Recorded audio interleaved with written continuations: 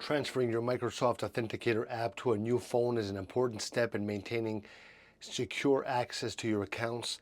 The process includes a few straightforward steps to ensure that you can continue to use two-factor authentication seamlessly on your new device.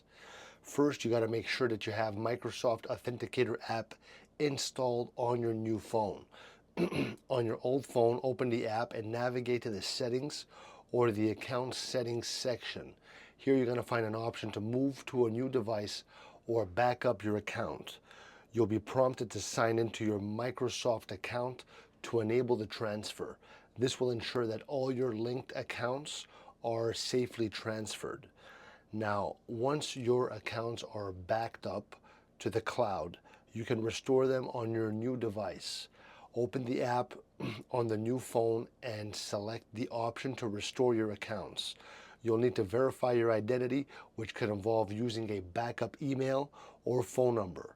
After verifying your accounts will appear on the new device, and you'll be able to continue using the app for two-factor authentication without interruption.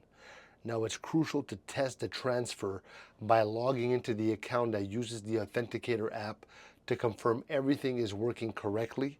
Always ensure that your your backup methods are updated before starting the transfer process. Leave a comment if this helped.